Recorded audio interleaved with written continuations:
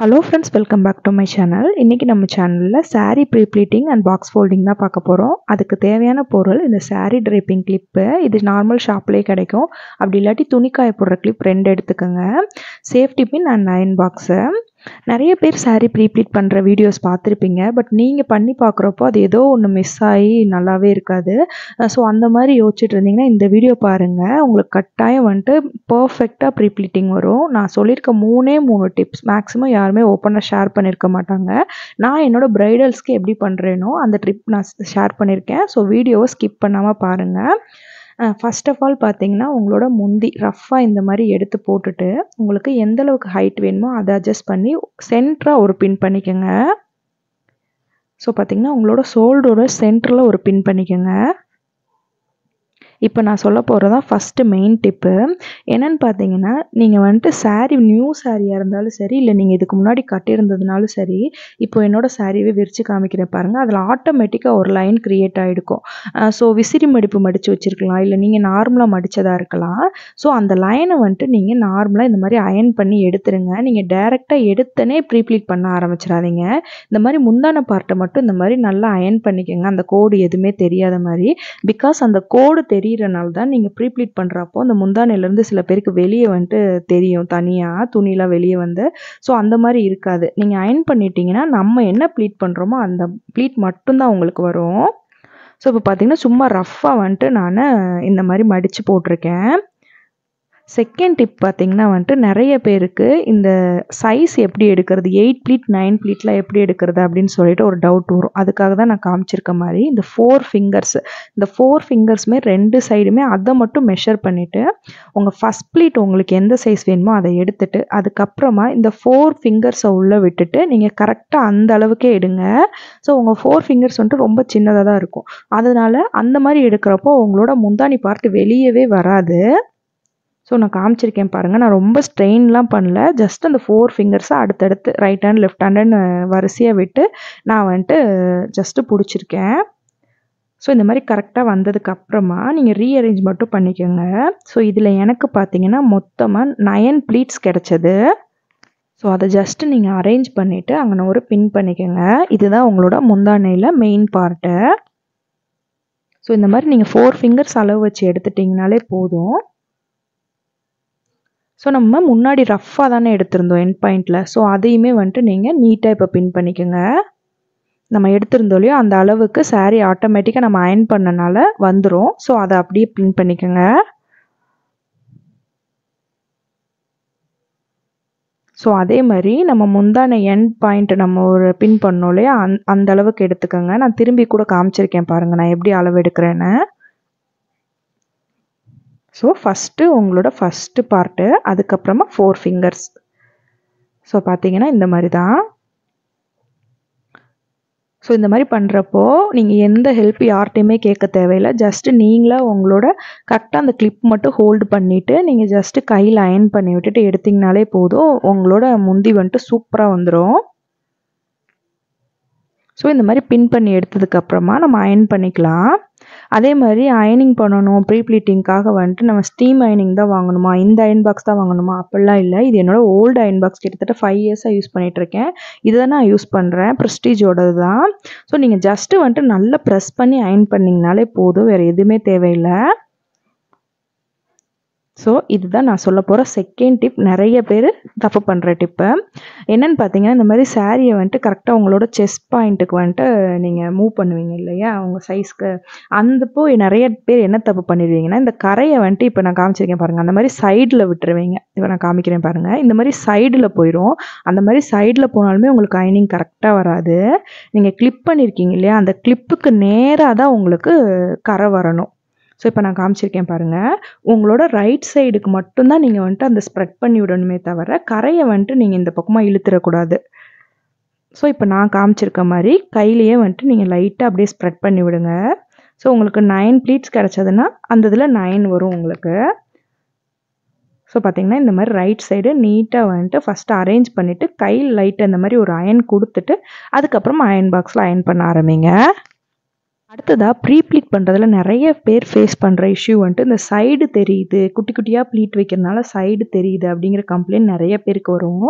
அதை நீங்கள் வந்துட்டு கரெக்ட் பண்ணுறதுக்கு என்னென்னா, நீங்கள் இந்த மாதிரி ஸ்ப்ரெட் பண்ணுறீங்க இல்லையா, அப்போவே வந்துட்டு உங்களோட எல்போ நான் காமிச்சிருக்கேன் பாருங்கள், இந்த மாதிரி எல்போவை வந்து அதில் வச்சிங்கன்னா கரெக்டாக இருக்கணும் உங்கள் ஸ்ப்ரெட்டிங். அப்போ தான் உங்கள் செஸ்ட்டு கரெக்டாக வந்துட்டு ஹைட் ஆகும், உங்கள் ப்ளவுஸ் தனியாலாம் தெரியாது.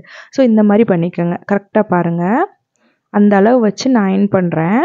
அதே மாதிரி ரிவர்ஸ் அயனிங் மட்டும் கொடுத்துடாதீங்க, மேலேருந்து கீழே தான் அயர்ன் பண்ணணும்.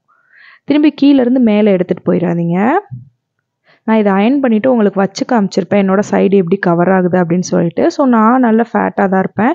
ஸோ எனக்கே இந்த மாதிரி சைடு கவர் ஆகுறப்போ உங்கள் எல்போ வச்சு உங்களுக்கு எடுத்திங்கன்னா உங்கள் சைஸ்க்கு கரெக்டாக இருக்கும்.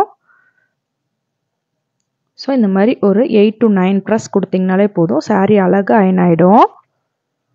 ஸோ அதே மாதிரி மேலே எடுத்து போட்டுட்டு திரும்பியும் ஒரு அயனிங்.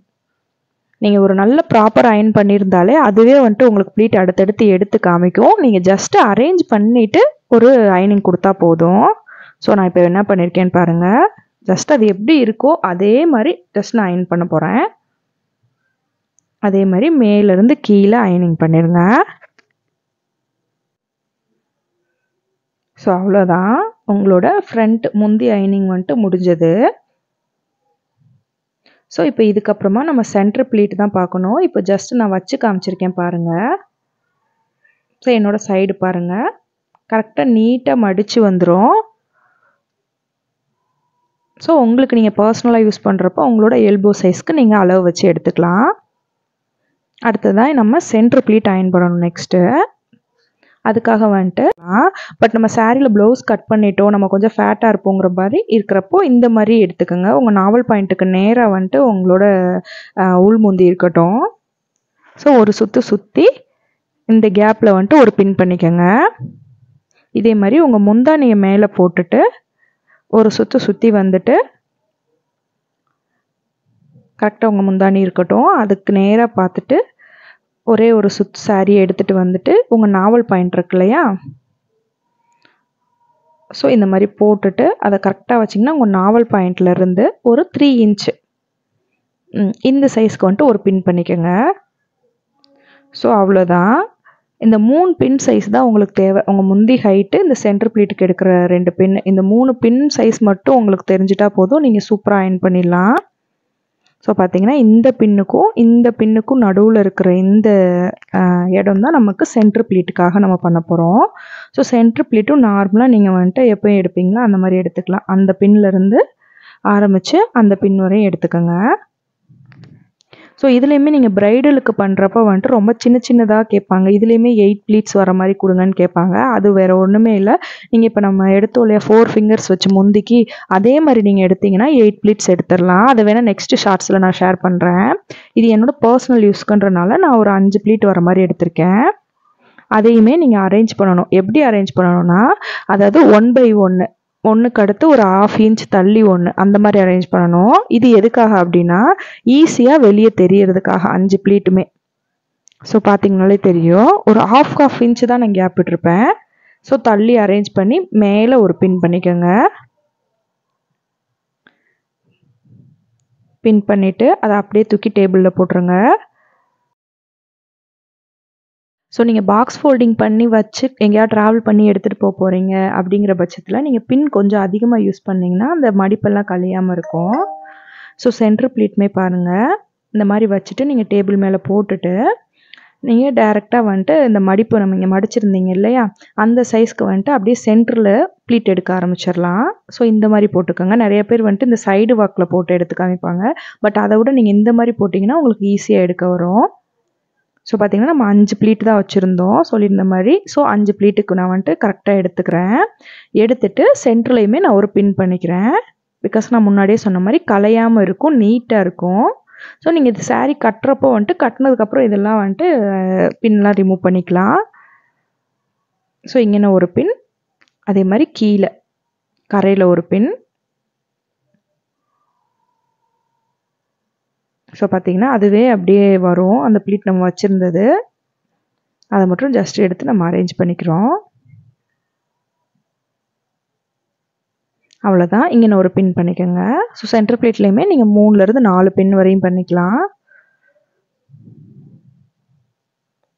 அதுக்கப்புறமா இந்த சைடு இருக்குது பார்த்தீங்களா உள்முந்தி, இந்த உள்முந்தியுமே லைட்டாக ஒரு அயன் கொடுத்துக்கோங்க. பிகாஸ் ஏன்னா நான் முன்னாடியே சொன்ன மாதிரி அதில் ஒரு லைன் க்ரியேட் ஆகிருக்கும் புது சாரீ அப்படிங்கிற பட்சத்தில். ஸோ நீங்கள் அந்த மாதிரி அயன் பண்ணுறப்போ உங்களுக்கு அந்த பஃப்னு தெரியாது, கீழே வந்துட்டு லைனாக தெரியாமல் பஃப்னு தெரியாமல் இருக்கிறதுக்காக தான் இந்த ஒரு டிப்பு. ஸோ இந்த மாதிரி ஃபுல்லாகவே அயன் பண்ணிக்கோங்க. அதே மாதிரி கொஞ்சம் கரை மட்டும் ஸ்டிஃபாக இருக்கும் பட்டு சாரீஸில். ஸோ இந்த மாதிரி கரையுமே ஒரு அயன் கொடுத்துக்கோங்க. இந்த மாதிரி சின்ன சின்ன விஷயங்கள் தான் நம்ம ப்ரொஃபஷ்னலாக பண்ணுறவங்களுக்கும் வீட்டில் நம்ம நார்மலாக பண்ணுறவங்களுக்கும் வர வித்தியாசம் வரும். ஸோ இந்த கரையை அயன் பண்ணுறப்போ உங்களுக்கு ஸ்டிஃபாக நிற்கும். அவ்வளோதான், நம்ம அயனிங் எல்லாமே முடிஞ்சிச்சு. இப்போ பாருங்கள், நான் காமிச்சிருக்கிறத மட்டும் நல்லா நோட் பண்ணுங்கள். இப்போது இது சென்டர் ப்ளீட்டு. இந்த சென்டர் ப்ளீட்டை இப்படி தூக்கி அப்படியே உல்ட்டாவாக திருப்புங்க. இந்த திருப்புற இடம் தான் நிறைய பேர் மிஸ்டேக் பண்ணுவீங்க. பிகாஸ் நானே ஃபஸ்ட் டைம் மிஸ்டேக் பண்ணேன். இந்த திருப்புறப்போ என்னன்னு பார்த்தீங்கன்னா, இந்த உள் முந்தி இருக்குது பார்த்தீங்களா, நீங்கள் உள்ளே விடுற சாரீ அதுதான் வந்துட்டு உங்கள் சைடு இருக்கணும். நிறைய பேர் என்ன பண்ணிடுவீங்க, உல்ட்டா பண்ணுறப்போ அந்த முந்தி சைடு உங்கள் சைடு வர மாதிரி பார்த்துருவீங்க. சாரியே ஃபுல்லாக கன்ஃபியூஸ் ஆகிடும் பாக்ஸ் ஃபோல்டிங் பண்ணுறப்போ. ஸோ இதை மட்டும் நெக்ஸ்ட் டைம் நோட் பண்ணிக்கோங்க. நீங்கள் அப்படியே ப்ரீப்ளீட் பண்ணுறீங்கனாலும் இந்த வீடியோவை ஆன் பண்ணி வச்சுட்டு நீங்கள் ப்ரீப்ளீட் பண்ணுங்கள். ஸோ இப்போ என்ன பண்ணுறோன்னா, அந்த உள்ளே இருந்துச்சு பார்த்தீங்களா சாரீ, அதை ஃபுல்லாக மடித்து நீங்கள் நீட்டாக அந்த பாக்ஸ் சைஸுக்கு கொண்டு வரணும். அவ்வளோதான் இதில் வேலை. ஸோ இந்த மாதிரி பார்த்தீங்கன்னா போட்டிங்கன்னா அதுவே ஒரு இடத்துல போய் நிற்கும். அதை கரெக்டாக நீங்கள் உள்ளே கொண்டு வரணும். அவ்வளோதான், வேறு ஒன்றுமே பண்ணல. பாருங்கள், நான் ஜஸ்ட்டு மடித்து உள்ளே வைக்கிறேன். அவ்வளோதான். இந்த மிச்சம் இருக்க சாரீ பார்ட்ஸை பாருங்கள், நான் ஜஸ்ட்டு மடிச்சுட்டு உங்களுக்கு எந்த அளவு லென்த் இருக்கோ அந்த லென்த்து வச்சு நான் ஜஸ்ட்டு கையில் ஒரு ப்ரெஸ் கொடுத்துக்கிறேன். அவ்வளோதான். அதே மாதிரி உங்கள் முந்தானியை தூக்கி உங்கள் மேலே போட்டுக்கோங்க.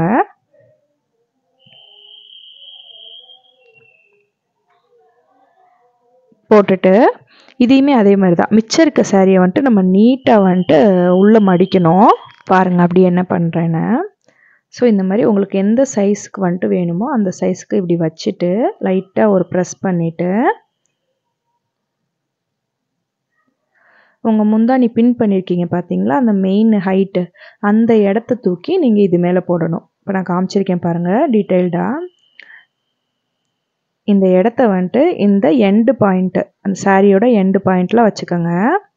அந்த பின்னு கரெக்டாக இந்த பாயிண்டில் இருக்கணும். இந்த பாயிண்ட் வச்சு அளவு எடுக்கிறோம். எதுக்காகனா முன்னாடி சைடு வரும் பார்த்தீங்களா, அதுக்காக. ஸோ இதை மட்டும் எடுத்து அப்படியே வெளியே விட்டுருங்க. இதில் நீங்கள் அயர்ன் பண்ணியிருக்கனால நீட்டாக தான் வரும். ஸோ கன்ஃபியூஸ் ஆகிக்க வேண்டாம். இது அயர்ன் பண்ண பேக் சைடாக தானே இருக்கும். ஸோ ஜஸ்ட்டு தூக்கி இருக்கும், அதை ஜஸ்ட் நீங்கள் கையில் மட்டும் லைட்டாக ப்ரெஸ் கொடுத்துக்கோங்க. இப்போ அடுத்ததாக அப்படியே மிச்சம் இருக்க சாரியை தூக்கி அப்படியே வந்துட்டு மேலே ட்விஸ்ட் பண்ணிடுங்க. ஸோ இந்த இடம் தான் நிறைய பேர் கன்ஃபியூஸ் பண்ணிப்பீங்க. நான் வேறு ஒன்றுமே பண்ணல. மிச்சம் இருந்த துணியை வந்துட்டு அப்படியே தூக்கி மேலே போட்டு அது வெளியே வராத மாதிரி மட்டும் மடிச்சுக்கிறேன்.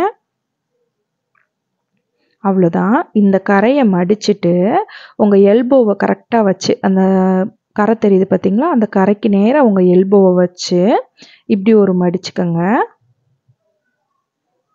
அதே மாதிரி இந்த கரையை மடித்து இந்த கரை எங்கே வருதோ அந்த சைஸ் வச்சு அப்படியே ஒரு மடிப்பு. அவ்வளோதான், முடிஞ்சு. இதை அப்படியே ஒரு ட்விஸ்ட் பண்ணிக்கோங்க. இப்போ பார்த்தீங்கன்னா சாரீ ஃபுல்லாகவே கவர் ஆகிருக்கும். மிச்சம் வந்துட்டு இந்த முந்தி மட்டும்தான் இருக்கும். அதை எடுத்துக்கோங்க மேலே. இப்போ திருப்பி காமிக்கிறேன் பாருங்கள். நம்மளோட ப்ரீப்ளீட்டிங் சூப்பராக ரெடி ஆகிடுச்சு.